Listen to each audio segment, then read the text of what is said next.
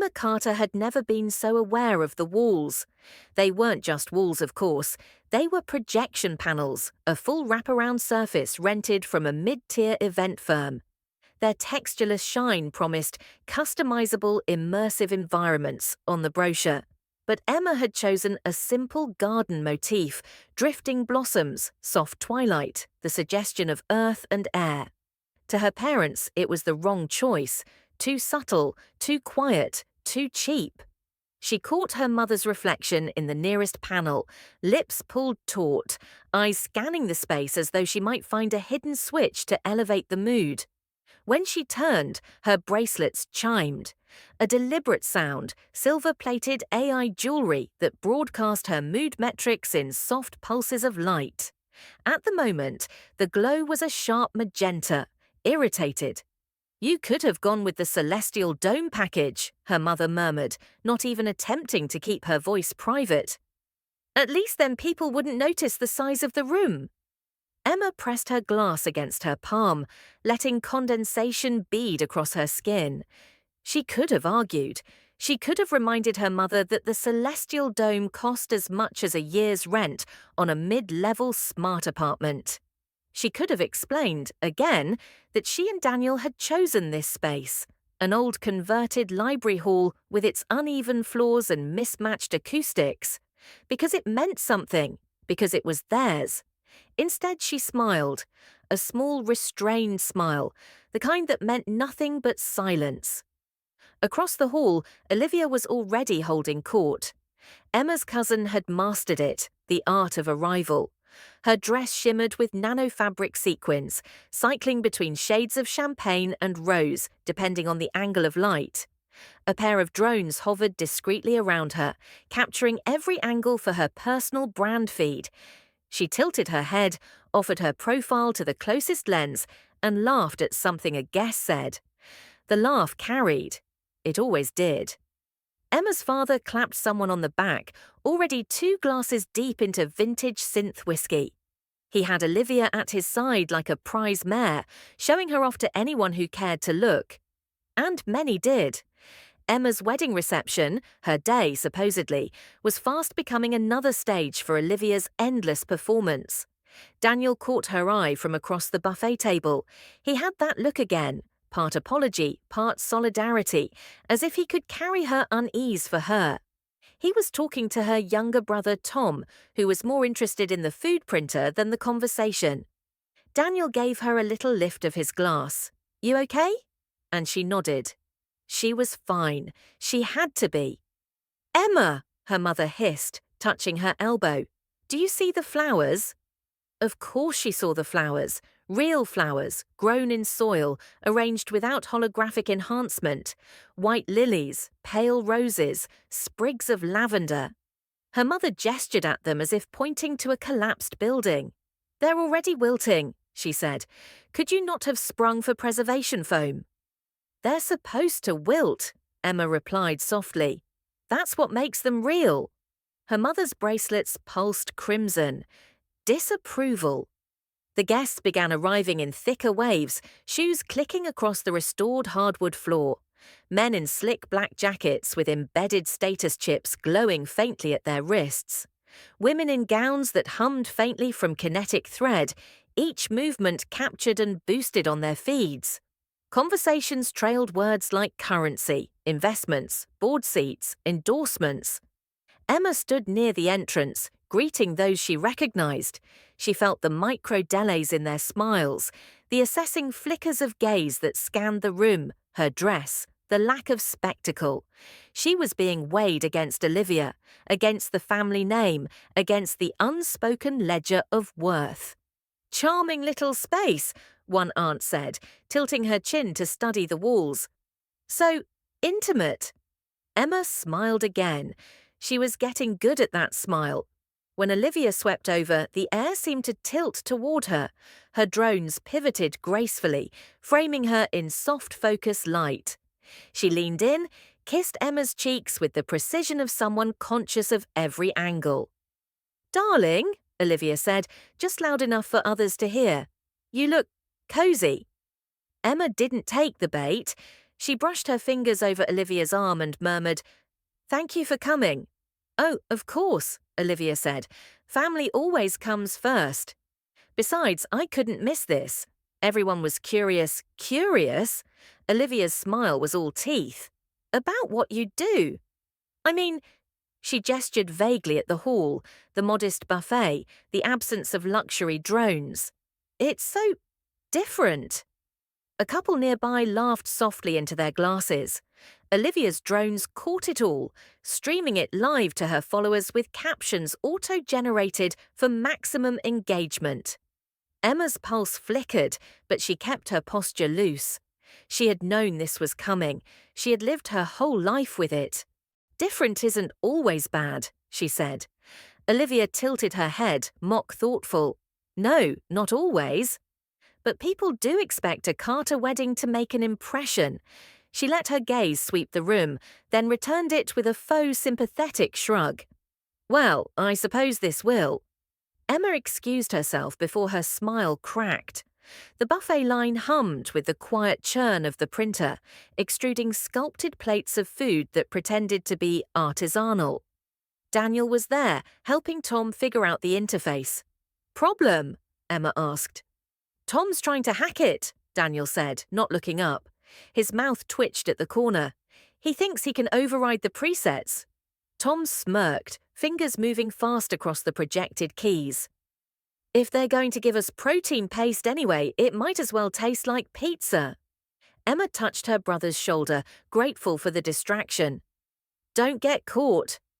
"Mum will kill you if the printer jams." "Mum's too busy counting flower petals," Tom muttered. Daniel slid a plate toward her, printed salmon, engineered down to the gene. He leaned in close enough that she could feel the warmth of his breath near her temple. "They're circling already," he said quietly. "I know." "You're holding up." She angled a glance at him. "That bad?" "Not yet." "But Olivia's informed tonight." Emma exhaled, slow and controlled. "When isn't she?" By the time the speeches started, Emma's stomach was tight with unswallowed words. Her father took the stage, broad-shouldered in a tailored suit that shimmered faintly with his company's logo. A subtle advertisement, visible only to lenses tuned to the right frequency. "My daughter," he began, smiling at the guests, "has always been unique." Laughter rippled. Emma's cheeks warmed. She was never one for the spotlight, unlike some of us. His hand gestured toward Olivia, who smiled like she'd been rehearsing for this moment all her life. "But we are Carters, and even when we choose unconventional paths, we do it with pride."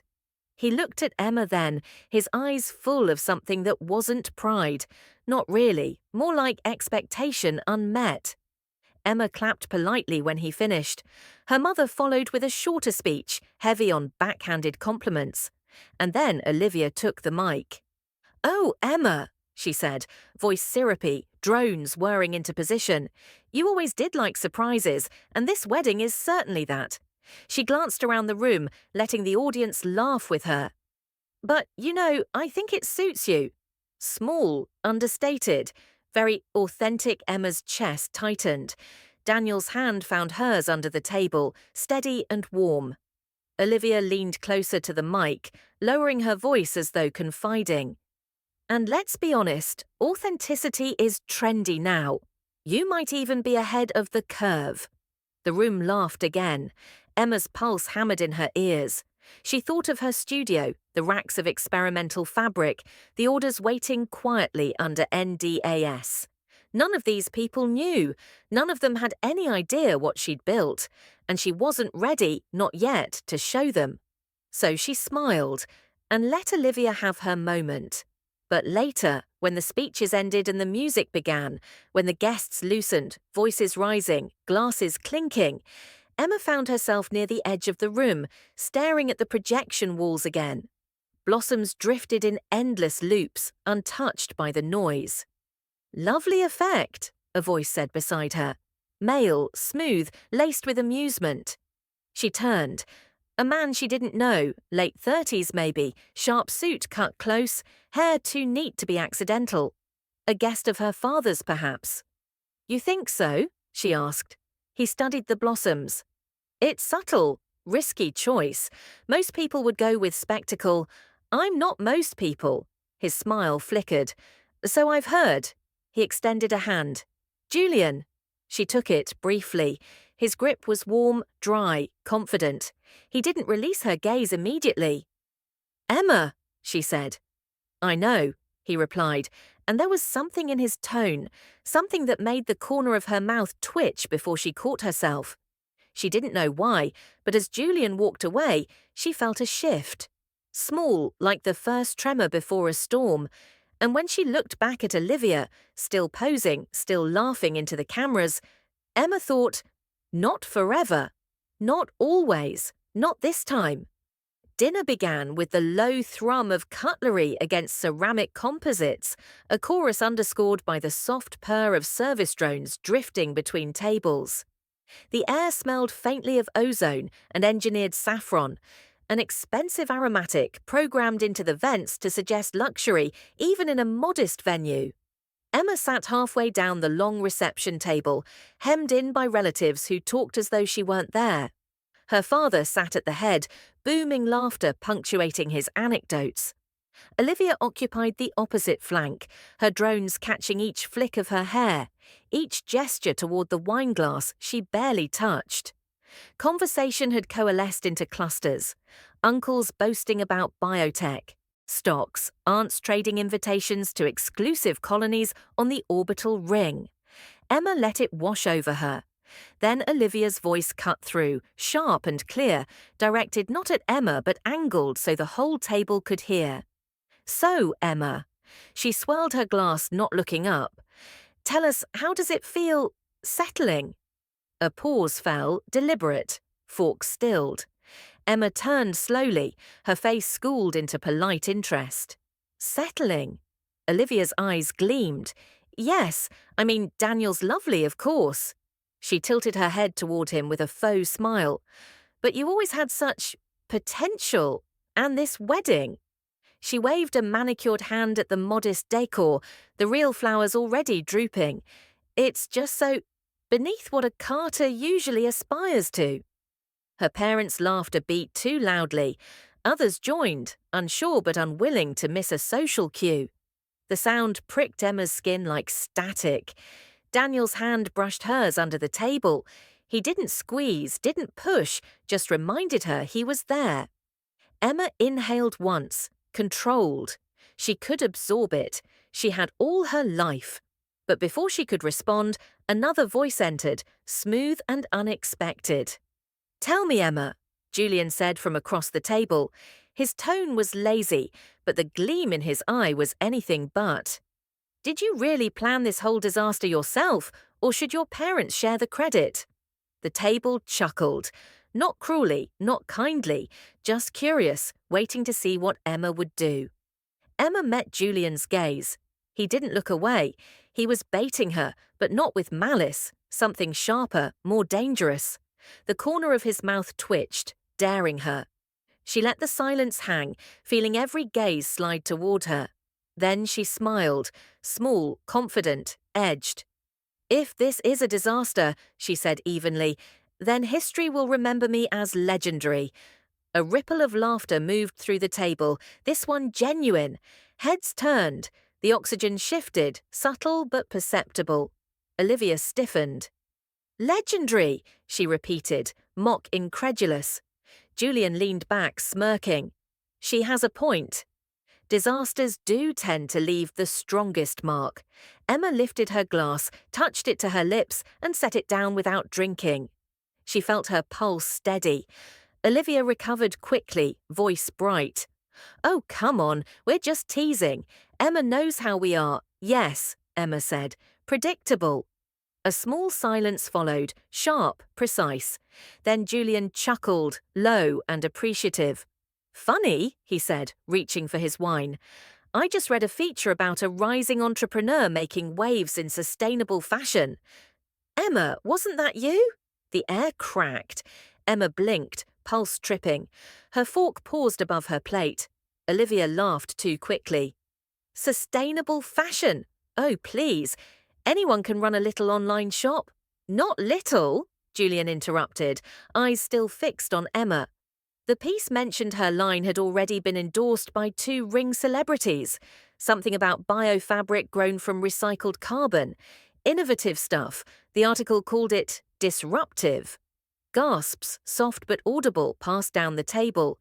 Screens flickered to life beneath the tablecloth as guests checked their feeds. Light from hidden displays reflected off faces. Eyebrows lifting, lips parting, eyes widening. Emma's chest rose and fell. She hadn't planned this. She had wanted to keep her world separate, her work away from their claws. But here it was, dragged into the light. And now every gaze that had skimmed over her all evening was fixed, sharp with interest. "Emma?" one uncle asked, leaning forward. "That's you?" Olivia's laughter was brittle. "Don't be ridiculous. If Emma had done anything worth noticing, we'd all know about it." Phones pinged in chorus. Notifications lit wrists. Her cousin Marcus, smug as ever, scrolled and whistled. "Well, I'll be damned. She's right here. Emma Carter, founder of Reclaimwear. Turning waste into wearable art. Paris Fashion Week showcase next quarter. Endorsed by Kira Von herself." He glanced up, eyebrows arched. "Why didn't you say anything?" The table buzzed. Guests whispered, some leaning across to confirm with one another, others already pinging the article to their networks. Emma's mother's bracelets pulsed red, then yellow, panic sliding into calculation. Her father's jaw worked soundlessly. Emma set down her fork with care. She could feel Olivia's glare, sharp enough to cut glass. Olivia sneered, desperation in the edges. "So what? Anyone can get an influencer to wear their junk. That doesn't mean it's serious, it's just—" Emma turned her head, smiling coolly. "You're right, Liv. Anyone can start one." She let the pause stretch, heat building, then voice silk over steel. "But not everyone gets invited to Paris Fashion Week. Did your last shopping spree come with an invite?" The table erupted. Laughter rolled down its length, unrestrained this time, cutting Olivia out entirely. Someone clapped. Someone else raised a glass. Olivia flushed crimson, lips parting but no words forming. Emma leaned back, calm as ice. Her pulse thundered, but no one would see it. Julian watched her, his smirk softer now, almost approving. Daniel's hand closed around hers again, firmer this time. "I see you." Her parents sat frozen, masks cracking. For once they weren't laughing. And Emma breathed.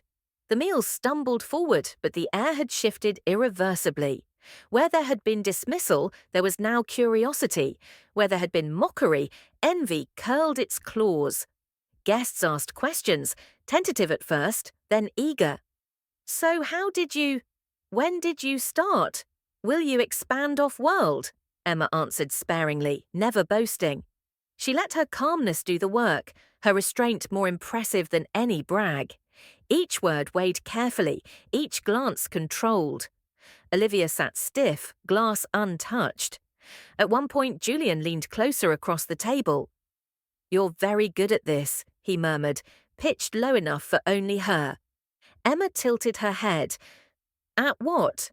"Turning a trap into theatre." His eyes gleamed. "I'd almost think you planned it." She allowed herself the barest lift of an eyebrow. "Almost?" Their gazes held for a moment too long. She broke it first, turning to answer a question about biodegradable composites. But she felt the spark linger, humming under her skin. Daniel caught it. She knew he did. He always did. But when she glanced at him, he only smiled, proud and steady. His trust was iron. By dessert, the Carter hierarchy had tilted on its axis. Emma's parents, still stiff, offered carefully measured questions. Her father cleared his throat more than once before saying, "Impressive work, Emma." "Quite. Innovative." Her mother added, "Yes." Though it would have been nice to know earlier, Emma's smile was polite, unyielding. "I didn't think it would interest you." A soft sting wrapped around the words. Her mother's bracelets flashed magenta again. Olivia tried twice more to reinsert herself, bragging about a new sponsorship, hinting at a rumored engagement. But the room had turned. People nodded politely, then turned back to Emma.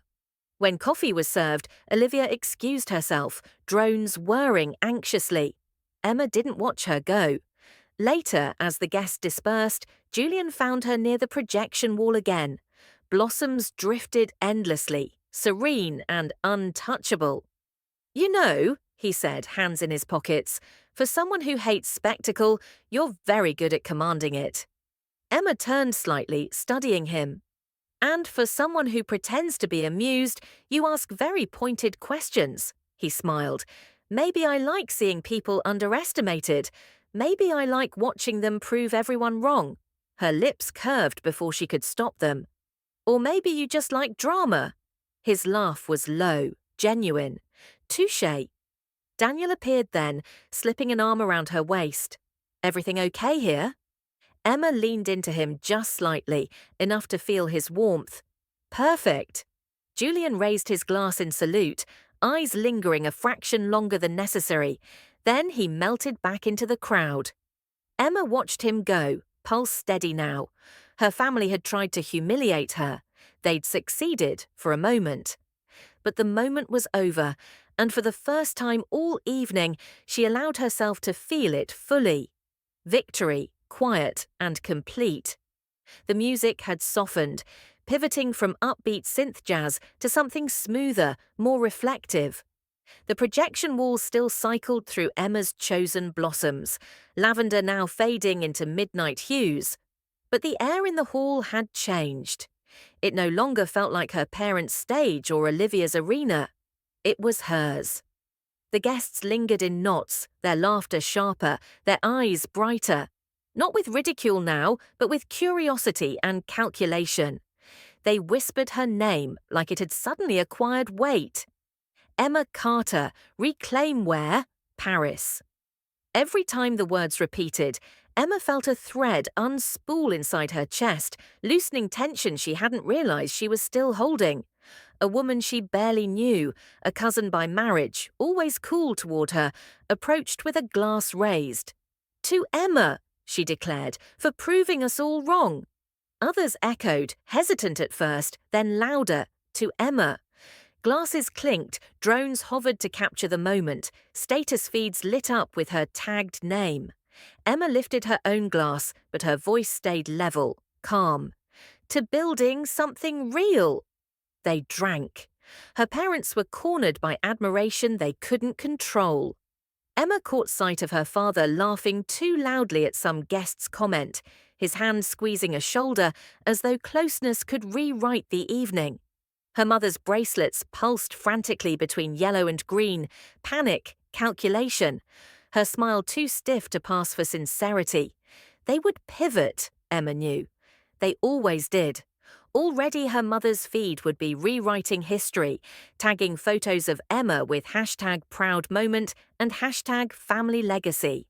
Already her father would be rehearsing a line for later. "We always knew Emma would shine someday."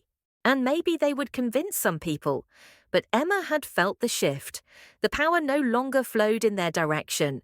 It rested quietly with her.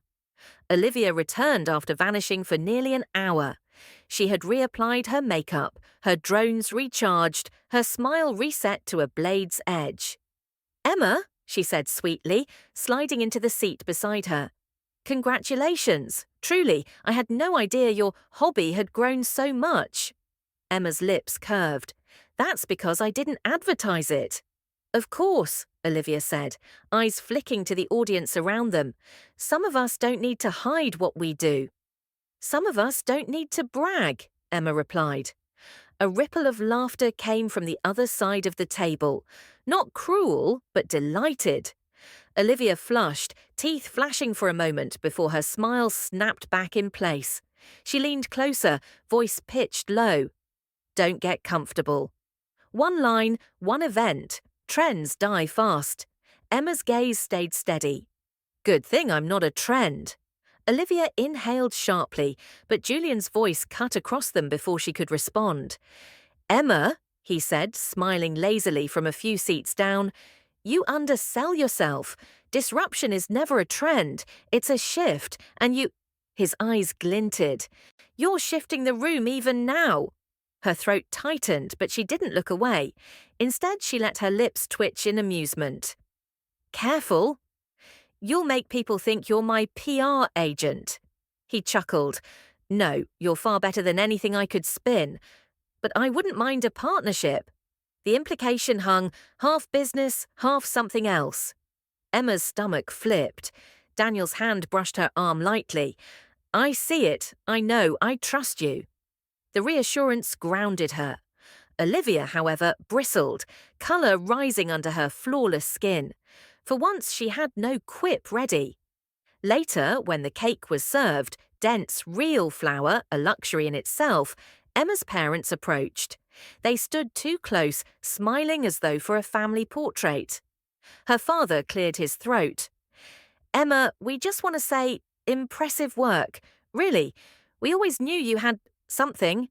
Her mother nodded, bracelets pulsing yellow-green. "Yes, though it would have been nice to know sooner. We could have supported you, guided you." Emma set down her fork, turned to them fully. The table around her hushed, conversations dimming, eyes tilting toward the Carter drama like planets drawn by gravity. Her voice was steady. "The truth is simple. I didn't need chandeliers or palaces. I didn't need your approval. Love, respect, and building something real. That's wealth you can't buy." Silence, heavy, sharp. Then applause broke. Not polite, not restrained, genuine. Glasses lifted again, voices rising, to Emma. Her parents froze in the spotlight of it, trapped by the very social performance they'd built their lives upon. Emma didn't gloat. She smiled once, small and measured, then returned to her cake. The night stretched, but the tone had turned. Relatives who once dismissed her now leaned close, asking about materials, about investment opportunities, about expansion into orbital markets. Old classmates approached, their voices tinged with envy. Emma answered politely, never rushing, never overreaching. The restraint itself became a kind of performance, proof she wasn't desperate for their validation. And every time she caught Olivia watching from the shadows, tight smile fixed, Emma felt the smallest spark of satisfaction. Silent revenge. As the final guest departed, Daniel slipped his jacket over her shoulders. The hall smelled of wilted flowers and spilled wine, drones whirring softly as they collected final footage. "You were magnificent," he murmured. She leaned into him, exhaustion edging her bones. "I didn't plan for any of it." "That's why it worked," he said. "You didn't perform. You just—" Her throat tightened. She pressed her forehead briefly to his. A few steps away, Julian lingered, glass in hand. He caught her gaze, raised it slightly, and smirked. Not mockery this time, but acknowledgement. Respect. A hint of something else, unspoken. Emma returned the nod. That was enough. When the last projection faded, leaving only the bare walls of the old library hall, Emma looked around. The room was imperfect. Scuffed floors, wilting flowers, dented tables. But it was hers. And tonight, it had been enough to upend an entire family's hierarchy. For the first time in her life, Emma Carter didn't feel like the disappointment. She felt untouchable.